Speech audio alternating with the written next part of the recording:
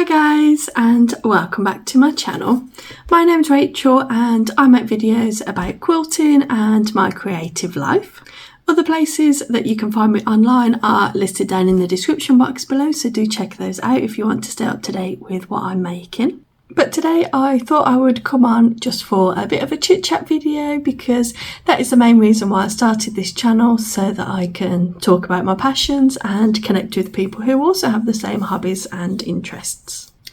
And this is one of those subjects that only other people who have the similar hobbies to me will be able to relate. So do leave me a comment down below if any of the things that we discuss in this video resonates with you. I've got my sewing machine here, so maybe we'll coin this as quilt room confessions or something.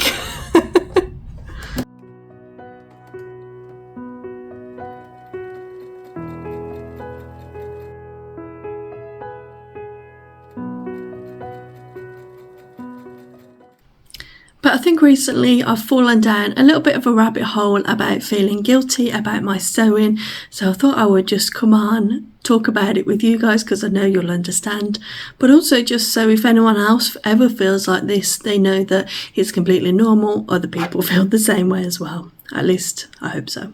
It was actually this project that I'm just sewing on now that actually started it all. I've got it housed in this little lunchbox, so I'll show you that. So this is a challenge that I initially saw on Instagram called the Tiny 9 Patch Challenge. If it's any different, I'll leave the details down below. But you can find it over on Instagram, and a lady called Repo Lover has started the challenge. It did actually start at the beginning of the year, so I'm way behind. But what is new? I did see this at the very beginning of the year, and I initially thought, no, I can't do that. The pieces are too small. Not that they're too small and I wouldn't be able to do it, it was that I knew that I didn't have the commitment in me to put forward to make the full quilt. So let me show you the project. So they are these wonderful little 9 patches. You can do it in any type of colourways that you want. I've decided to do mine in Scraps of Liberty because, as you know, I'm making the Liberty sampler quilt and you do get some small offcuts of each fabric, so I thought, well, this is a great way to use them up. And I was finally tipped over the edge to do it by a lovely lady named Tracy over on Instagram. She posted hers and I was like, okay, I definitely want to do it. You don't have to make them this small. This is the smallest size, and they start at 1-inch squares and then it ends up as a 1.5-inch 9 patch because they work down to 1/2 inch with the seam allowances. You don't have to do them that small. There's different sizes that you can do. And then you sew them together on point. And I really love the quilt, and I thought, yeah, great way to use up all those tiny scraps. Because as well, if you've followed my channel, you'll know that I have all of these Liberty ribbons that I purchased. I think I spent about £45 on this huge box full of them, and I've done lots of projects with them, but some of them are around 1 inch and don't give you much leeway to do hexagons with. So I thought this is the perfect opportunity to go through this box and use them up, along with some scraps of low volumes that I've got. So this bundle I bought for £3.60 from the Festival of Quilts, and it's got creams and whites in it, those ones with the printed details on, and I found those very hard to hand sew with because they're quite tough, those types of fabrics. So I thought, yeah, this is going to be a perfect one. And initially, of course, I wanted to hand sew the blocks. I think that is what put me off doing it at the beginning of the year, that I thought I haven't got time to hand sew them and I don't need another hand sewing project. If you know me, I've got a lot. And also my hands have been hurting a little bit lately, just from repetitive, not RSI, but you know, it's getting that way. They was hurting a lot, so I was resting them, and I'm just really selecting the projects that I hand sew now. I love hand quilting, that doesn't affect my hands as much, but English paper piecing has really been hurting my hands because it's my opposite hand, my non-dominant hand hurts from holding the fabric. If I do it hand pieced, that doesn't seem to aggravate my hands as much, so I thought, okay, let me see if I'll hand piece some of the blocks. So I hand pieced 2, and because the pieces were so small, I was having to hold them really tight. It's really fiddly on your hands, isn't it, to do small pieces. Probably half of my problem that all my pieces are so small that I love doing. And then I sat there and I thought, well, I really like it. I really like the outcome. I think it would be a really cute quilt. I'd already talked myself into this quilt at that point. I soon come to the realisation that I wouldn't be able to commit to hand sewing it. I probably would kid myself into thinking that I could hand sew it and just leave it as an abandoned project. Unfortunately, like a lot of my hand sewn projects are at the moment, I've just had to leave them, and I've been picking up machine sewing more, and my confidence has really grown in that.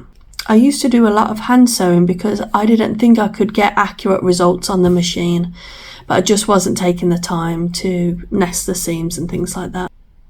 So then that evening that I did the few test blocks, I thought, right, I'm going to try one on the machine. Again, I still thought it'd be quite hard to sew them because they're only 1 inch, so they're very small. I thought it might be quite hard to get that under the presser foot plate, but it wasn't. It was really easy and it came together very, very quick. I think I did about 3 or 4 in the time that it took me to hand sew the one. So then I was like, okay, I could do this on the machine, and spoke to a few people on Instagram and they said to do it on the machine. And this is where the predicament comes in. I just felt so guilty about doing that. I don't know why. It's so silly. In my mind, I was like, okay, hand sewing is what I love to do, but I felt like I was cheating using the sewing machine to do this block. I think it's because I've been doing a lot more machine sewn quilts. I thought, oh no, I've got too many machine quilts on the go. I can't do this. But I just can't believe how much faster it is. And now that I feel a little bit more confident that I can get more accurate, or even if then the points aren't 100% accurate, you know, it doesn't matter too much. It's a quilt, and from a distance it'll look stunning. But it's these things, isn't it? The lies that we tell ourselves, and it makes us feel so guilty. Sometimes I feel like I'm cheating on one craft with another. I felt like that with knitting and crochet in the past, where I've got crochet blankets on the go and then I decide to learn knitting, and then I feel guilty because I think, why am I learning to knit when I can already crochet? But they're 2 different kettle of fishes, aren't they? They're 2 totally different things. So if any of you have ever felt guilty about that, do let me know. Some really reassuring comments that I had. Months ago, when I first mentioned on my channel that my hands were hurting, a lovely lady commented and said, you know, unfortunately you can't do everything by hand, space it out and you might feel better.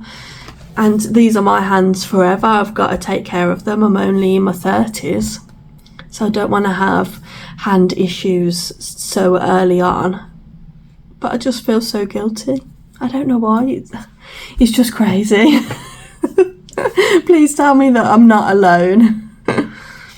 And then I posted a little bit about it on my Instagram stories, and my partner saw it and he says, why are you feeling guilty?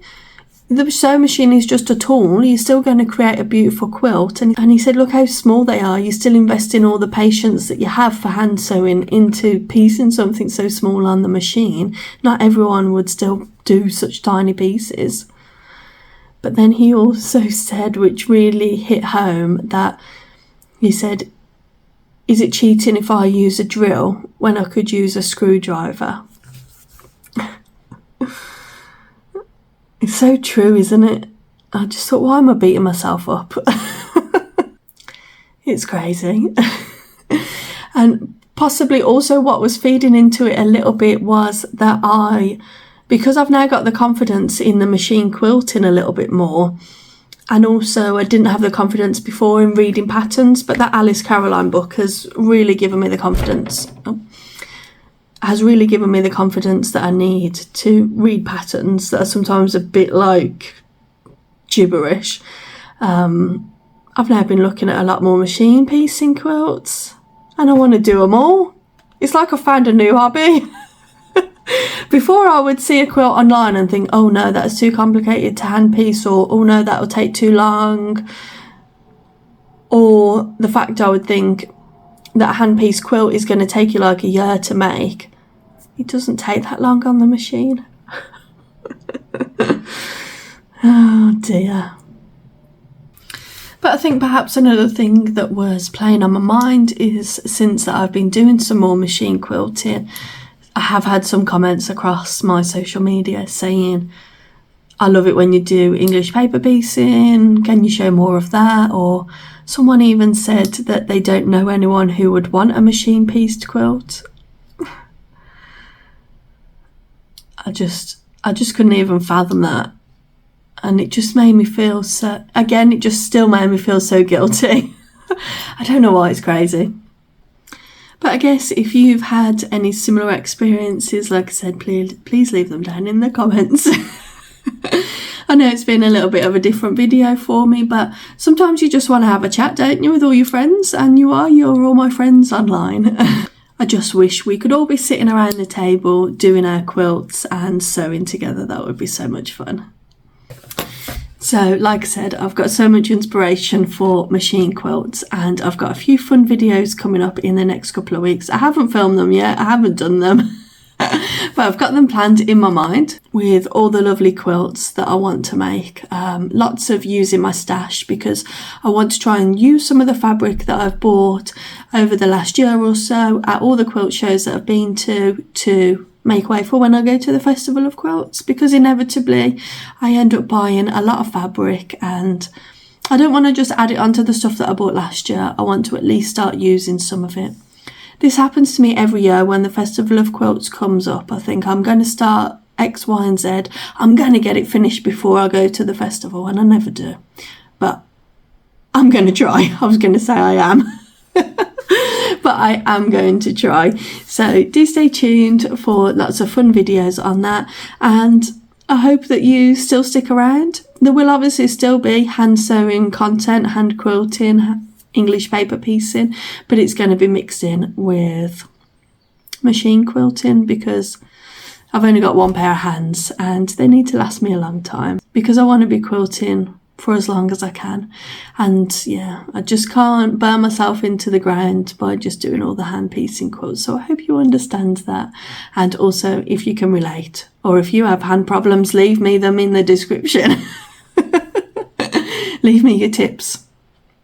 But until next time, bye.